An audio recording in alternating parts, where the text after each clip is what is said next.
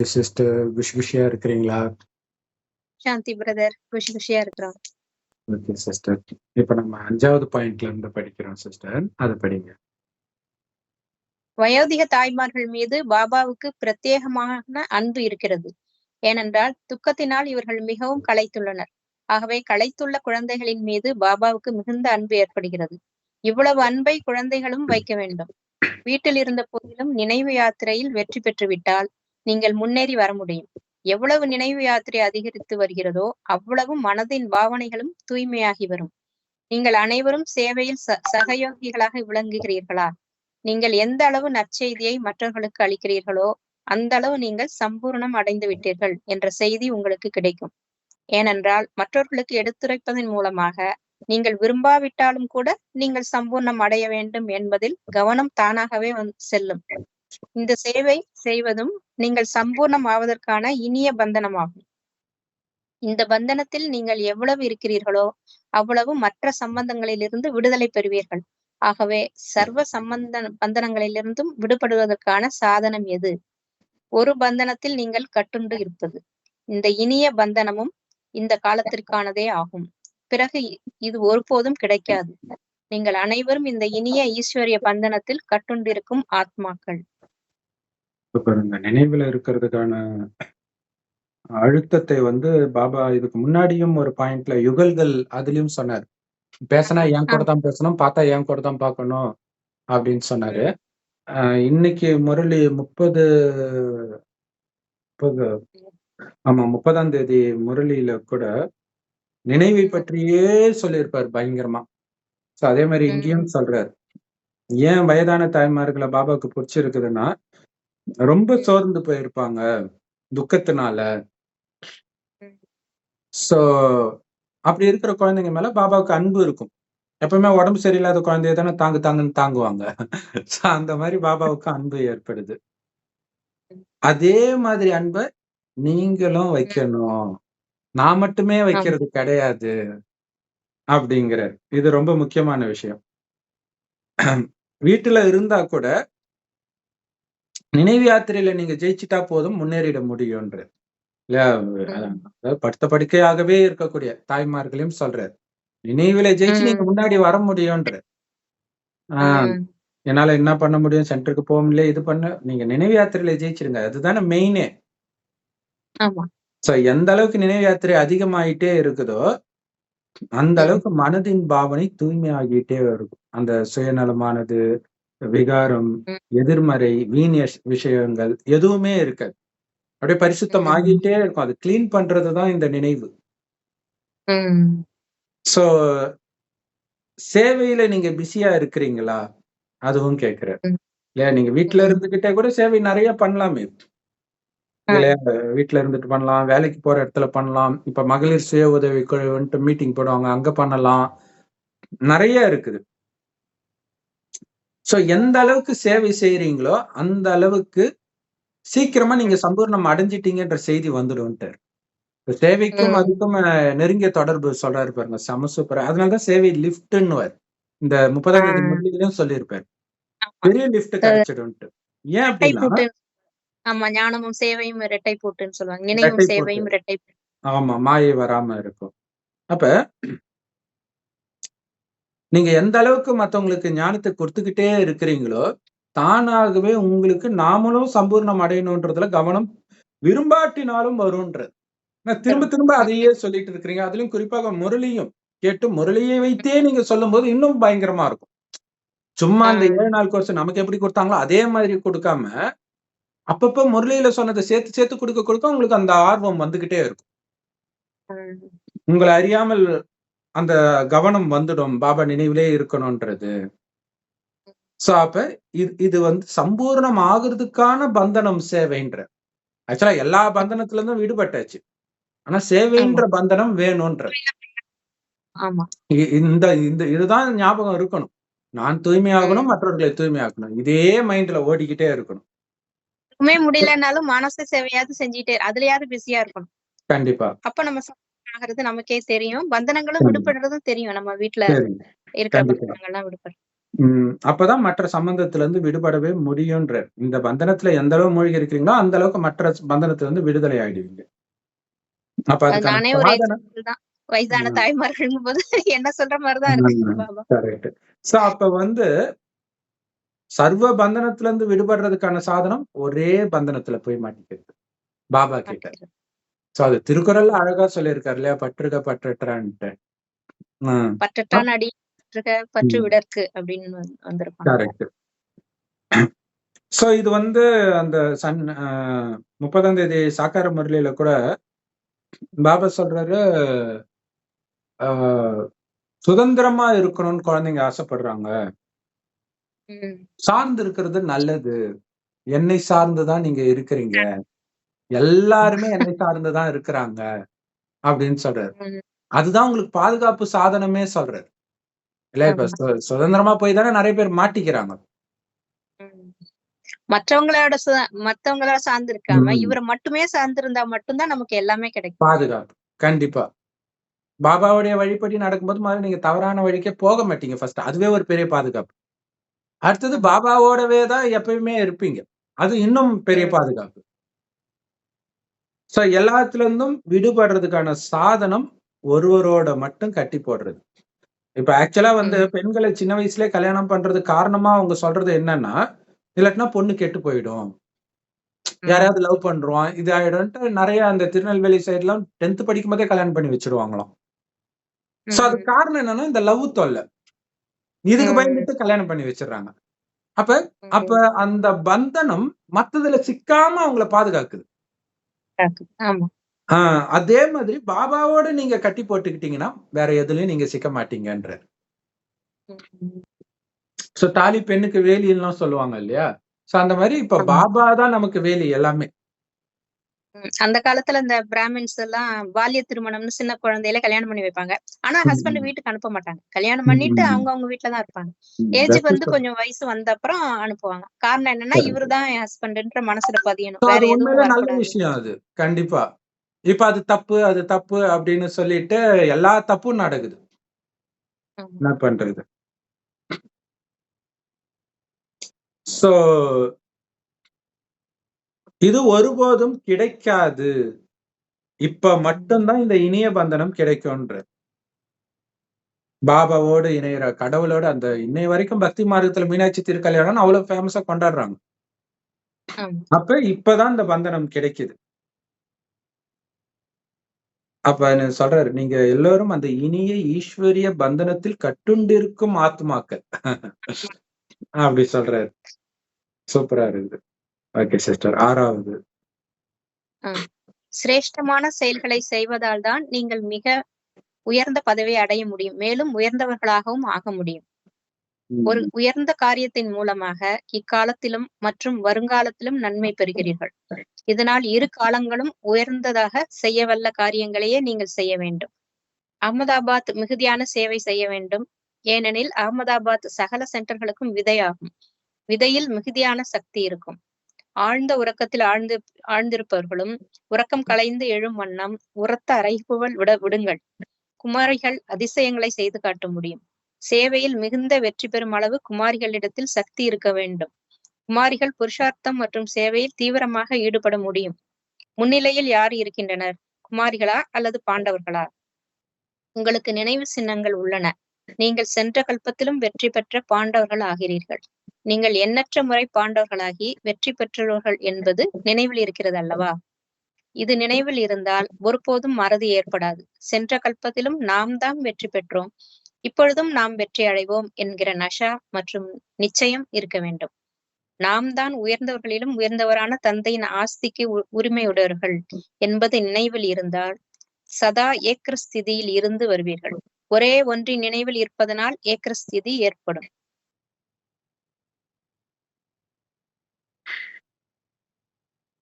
முந்தைய கல்பத்தின் ஆத்மான்னு ஏற்கனவே இதே முரளிலே ஆரம்பத்திலே வருது. ஏற்கனவே பலமுறை வெற்றி கண்ட ஆத்மான்னு ஆமா, முந்தைய கல்பத்துல ஜெயிச்சவன் நான் நினைக்கும் போதே வெற்றி சக்தி நிரம்புன்ற.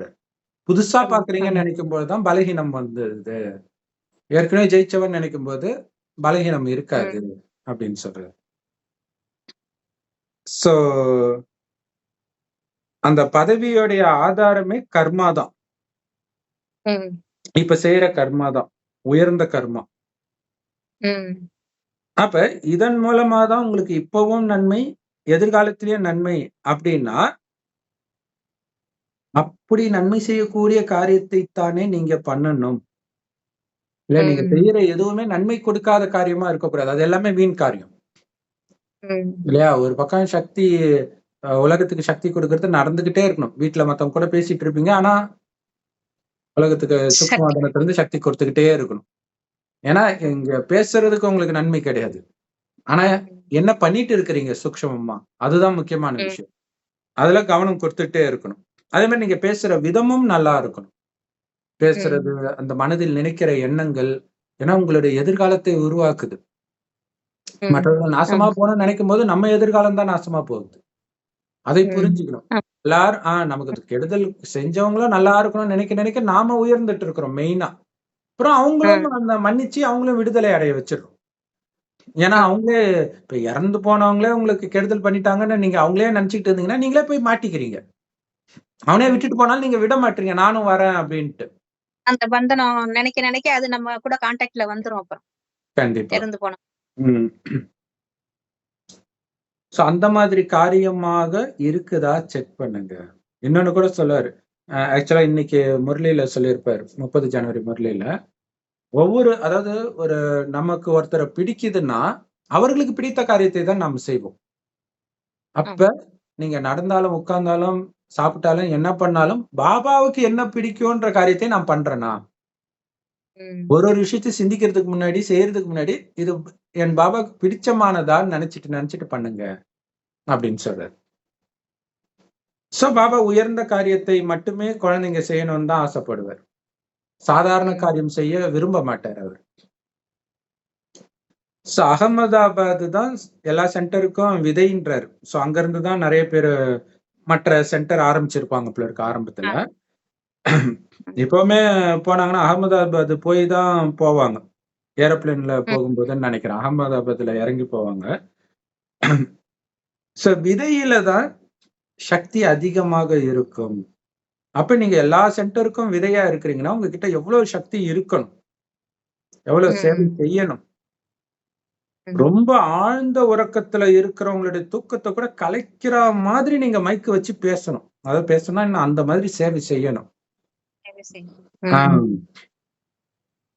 அதிலும் குறிப்பா குமாரிகள் அதிசயம் செய்து காட்ட முடியும்.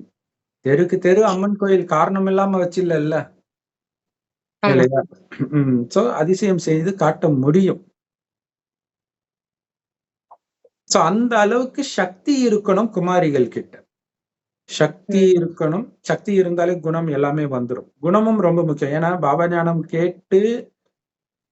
நிச்சயதார்த்தி வந்து சென்டருக்கு போய் அவங்க சிடுமூஞ்சியா இருக்கிறாங்கன்னு விட்டு போனவங்க நெறைய பேர். எல்லா ம். இடத்துலயுமே. சோ அப்ப ம். இதுவும் ரொம்ப முக்கியம். இல்லையா? ஆமா. அழைத்துட்டு வர்றது எவ்வளவு முக்கியமோ, அங்க பாலனை பண்றவங்க நல்ல விதத்துல இருக்கணும். அதுவும் முந்தையே சொல்லியிருப்பார்ல, உங்க கண்கள் முகத்தின் மூலமும் சேவை நடக்கணும் அப்படின்னு சொல்லியிருப்பார்ல. உங்க ம். கண்கள்ல பாபாவோட அன்பு தெரியணும் அப்படின்னு. தெரிஞ்சுக்கிட்டே இருக்கணும். ரொம்ப முக்கியமானது. அதுதான் சேவையே. ம். சோ அந்த மாதிரி அதிசயங்களை குமாரிகள் செய்யணும். இப்ப இன்சார்ஜ் பிரதரோ, சிஸ்டரோ சிடுமூஞ்சியா இருந்தா கூட, அவங்களுக்கு கீழ சிஸ்டருங்க இருக்கிறாங்க இல்லையா? அவங்க அன்பா நடந்துக்கிட்டாலே போகாம இருப்பாங்க. அவங்க அப்படிதான் ம். மாதாஜி, விடுங்க மாதாஜி, பெரியவங்க அப்படிதான் இருப்பாங்க. அப்படி சொல்லி சரி பண்ணிடுவாங்க. ம். சோ அது ம். இருக்கணும். சோ வெற்றி பெற அளவுக்கு குமாரிகள் கிட்ட சக்தி இருக்கணும். அப்படின்னு அர்த்தம். வீண் ம். எண்ணமே உள்ள வரக்கூடாது. ம். அப்படி சக்தி இருந்தால், புருஷார்த்தத்திலும் குமாரிகள் தீவிரமாக போக முடியும். சேவையிலும் தீவிரமாக போக முடியும். ஏன்னா எந்த ம். பந்தனமும் இல்லாதவர்கள் தானே குமாரிகள். இப்ப தீவிரமா போக முடியும் அப்படின்னு சொல்லலாம். ம். சோ இப்ப வந்து பாபா வந்து போட்டி வைக்கிறார். குமாரிகளா, பாண்டவர்களா பாப்போம் யார் முன்னாடி இருக்கிறாங்கன்ட்டு. ஏன்னா நெறைய பேர் ம். பாபா குமாரிகள தானே சொல்றாரு. 2 ஆ. பேரும் இல்ல. குமாரிகள் சொன்னாலே நம்ம பாண்டவர்கள்ட்ட சொல்றாங்க. ஒவ்வொருத்தரும் நெனச்சுக்கணும் நம்ம கிட்ட பேசுறாங்க தான். தாய்மார்கள்லாம் தாய்மார்கள தான் அவர் நேசிக்கிறார். அப்படி கிடையாது. அங்க ஆமா. சொன்னாலும் ஒண்ணு என்கிட்ட சொல்றாருன்னு தான் மாமா நெனைப்பாங்க. அப்படிதான் நம்ம ம். நெனைக்கிறோம். சோ அதோடைய நினைவு தான் பக்தியில ராதை வந்து எனக்காகவே கிருஷ்ணர் புல்லாங்குழல் வாசிக்கிறாரு அப்படின்னாங்க. சோ அப்படி இருக்கணும். சோ இப்ப வரைக்கும் அந்த நினைவு சின்னங்கள் இருக்குது, கதையாகவே இருக்குது. பாத்தீங்கன்னா பஞ்ச பாண்டவர்கள் மனைவியாக ஒரு திரௌபதியை காட்டியிருக்கிறாங்க. பட் அது வந்து மனைவி அர்த்தம் கிடையாது. ஏன்னா 5 ஆண்களோட ஒண்ணா இருக்கிறாங்கன்னா சகோதரி தான். ஆனா அந்த 5 பேரும் ஈக்குவலா இருக்கிறாங்கன்னா அதுக்கு ஈக்குவலா ஒரு பெண் இருக்கிறான்னு அர்த்தம் அங்க, இல்லையா? அதுதான் அங்க பெரிய விஷயம். அப்ப அது ஒரு நினைவார்த்தமாக இருக்குதுல்ல திரௌபதி. மற்றவர்களுக்கு கோயில் இல்லையே. தர்மர் கோயில் இல்ல, அர்ஜுனனுக்கு கோயில் இல்ல, திரௌபதி அம்மன் கோயில் தெருக்கு தெரு இருக்குது. அப்ப எவ்வளவு சக்தி பாருங்க.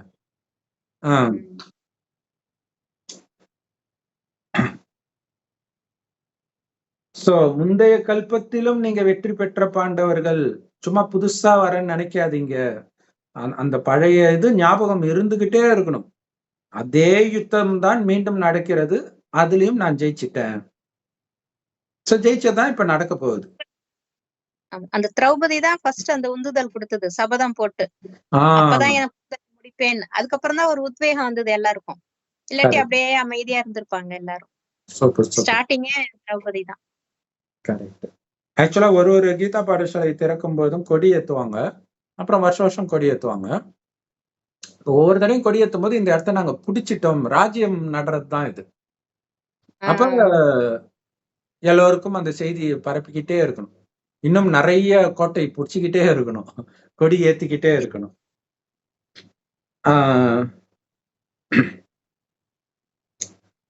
சில இடங்கள்லாம் பாத்தீங்கன்னா தெருக்கு தெரு கொடி இருக்குமா, தெருவுக்கு ஒரு பாபா குழந்தையாவது இருப்பாங்களாம் நார்த் இந்தியால எல்லாம், ஒரு சில ஏரியால. சரி, சோ சென்ற கல்பத்திலும் வெற்றி பெற்ற பாண்டவர்கள் நீங்கன்னு புரிஞ்சுக்கோங்க. எண்ணற்ற முறை நீங்க பாண்டவர்களாகி வெற்றி அடைஞ்சிருக்கிறீங்கன்னு ஞாபகம் இருக்குதா? அடைஞ்சு இருக்கிறீங்க, ஆனா அது ஞாபகம் இருக்குதா? ஞாபகம் இருந்தால் சக்தி தானா வந்துடும்ன்ற. அந்த ஞாபகம் நிச்சய புத்தி, இல்லையா? நான் தான் அடைஞ்சேன்னு நினைக்கும் போது சக்தியும் வந்துடும், எல்லாமே வந்துடும். அந்த நிச்சய புத்தியில தான் வெற்றி இருக்குது. இது ஞாபகம் இருந்தா மறக்க மாட்டீங்க, பலகீனம் வராது. இந்த கல்பத்திலும் வெற்றி அடைந்தோம், இப்பவும் கண்டிப்பா அடைவோம் அப்படின்ற அந்த போதை இருக்கணும், நிச்சயம் இருக்கணும். நாங்க ஜெயிக்காம யார் ஜெயிக்க போறா? சோ அது மட்டும் இல்லாம உயர்ந்ததிலும் உயர்ந்த தந்தையின் ஆஸ்திக்கு உரிமையே எங்களுக்கு தான் இருக்குது. நமக்கு எழுதி கொடுத்துட்டாரு அவரு, இல்லையா? அந்த சொர்க்கத்தின் பட்டா கொடுத்துட்டாரு நமக்கு. அப்ப இது ஞாபகம் இருக்கணும், அதுதான் முக்கியமான விஷயம். அவரு கொடுத்துட்டாரு, ஆனா அதுக்கான உரிமையாளன் நான் ஞாபகம் இருக்குதா? அப்படியே கண்ணு முன்னாடி அப்படியே பார்க்கணும். அந்த அந்த சீட்டு எனக்காக இருக்கு, அந்த நாராயணன் சீட்டு. நான் போய் உட்கார வேண்டியதுதான். அது ஞாபகம் இருந்துகிட்டே இருக்கணும். அப்பதான் சதா ஏக்கிற ஸ்திதியில இருப்பீங்க, இல்லையா? அப்ப நான் நாராயணன் ஆவறதுக்கு உரிமைன்னும் பொழுது இப்ப நாராயணனுடைய குணத்தை வெளிப்படுத்தணும்ன்றது ஞாபகம் இருக்கும். அப்ப லேசா இருப்பீங்க. நான் தான் நாராயணன் ஆயிட்டேனே ஆல்ரெடி. அப்ப அந்த குணம் எனக்குள்ள நிரம்பிடுச்சு. அப்ப அந்த குணத்தை வெளிப்படுத்துறது ஈஸி ஆயிடும். சின்ன சின்ன ஆட்டம் காண மாட்டீங்க மாயைக்கு. சோ எப்படி எல்லாம் பக்காப்படுத்துறாரு. இதுக்கு முன்னாடி தீச்சட்டியை கையில வச்சுக்கோங்கன்னாரு, இப்ப ஒவ்வொரு கல்பத்திலும் நான் ஜெயிச்சவன் ஞாபகம் வச்சுக்கோங்க. அதுதான் வெளியில வரும். நம்ம அப்படி நினைச்சோம்னா அந்த நினைவுனால வர்ற செயல் வெளியில வரும்போது அது இனிமையா இருக்கும். கண்டிப்பா. அந்த சந்தோஷம். பயப்படுறவங்க கூட நான் பயப்படுறவன்ற எண்ணம் மைண்டுக்குள்ள ஓடிக்கிட்டே இருக்கனால தான் அவங்க பயப்படுவாங்க. ஆனா ஒருத்தன் இந்த சினிமாலாம் பார்த்து நான் எதுக்கும் பயப்பட மாட்டேன்னு நினைக்கிறவன் தான் போய் மாட்டிக்குவான். ஏதாவது ஒரு சண்டை போட்டு அங்க வெட்டு குத்து பாருங்க. ஒரு இது எவனோ ஒருத்தன் ஏதோ ஒண்ணுத்துக்கு ஒரு ஆட்டோக்காரருக்கு இன்னொருத்தர் பேசிட்டு இருக்காரு ரவுடி. ஏய், நீ ஒரு ஆம்பளையா இருந்தா உன்னுடைய லொகேஷனை கூகுள் மேப்ல ஷேர் பண்றான். ஷேர் பண்றேன்டான்ட்டு பண்ணிட்டாரு. தேடி வந்து அவன் வெட்டுறான் கரெக்டா. எதுக்கு அங்க தேவையில்லாத அகங்காரம், இல்லையா? அப்ப நாராயணன் ஆகுறதுல அது மட்டும்தான் உங்க வீரம் இருக்கணும். கலியுகத்துல பெரிய ஆள் நிரூபிக்கிறதா நமக்கு வேலை? கலியுகம் பொறுத்த வரைக்கும் நம்ம இறந்துட்டோம். கலியுகத்துக்கு நமக்கு சம்பந்தம் கிடையாது. அப்படி இருந்தாதான் ஒரே ஸ்திதியில இருக்க முடியும். அதிலும் குறிப்பாக பாபா குமாரிகள் பாண்டவர்கள் கிட்ட சொல்றாரு, ஒரே ஒன்றின் நினைவில் இருக்கிறதுனால ஏக்குற ஸ்திதி ஏற்படும். சோ அப்ப குடும்பத்துல இருந்தாலும் யாரு இருந்தாலும் நினைவு ஒரே நினைவுல இருக்கணும். அதுதான் முக்கியம். குடும்பத்துல ஒரு பிரச்சனைன்னா சென்டர்ல 100 பிரச்சனை வரும். ஆக்சுவலா குடும்பத்துல இருக்கிறது ஈஸி. இன்னும் கேட்டா பாபா சொல்லுவார் அங்க போனா ஈஸின்ட்டு. ஏன்னா குடும்பத்துல பற்று வந்துடும். அது ஒரு பெரிய பிரச்சனை. அங்க அது இருக்காது. அடிச்சுக்கிட்டு தான் இருப்பாங்க. சோ அதுல இருந்து தாக்கு பிடிச்சி இருக்கிறது கஷ்டமா இருக்கும் அங்க. சோ இங்க பற்று ரொம்ப பெரிய பிரச்சனை பண்றோம். கடைசியில ஏமாத்தி விட்டுரும். சோ அதுல ரொம்ப கட் பண்ணிட்டோம்னா அது ஈஸி. அந்த டேக்கிள் பண்றது ஈஸி. அந்த என்ன ப்ராப்ளம் வந்தாலும். ஆமா. சோ அதுல கவனம் இருக்கணும். சோ ஒருத்தருடைய நினைவுல மட்டும் இருக்கிறதன் மூலமா தான் நம்மளுடைய மனநிலையும் ஒரே சீராக இருக்கும். அந்த ஓம் சாந்தின்றமே அது அப்பதான் முடியும். அவருடைய நினைவுல மட்டுமே முழுகினா மட்டும்தான் அது சாத்தியம். சரி, ஓகே சிஸ்டர். மீதி அப்புறம் பார்க்கலாம். ஓம் சாந்தி சிஸ்டர்.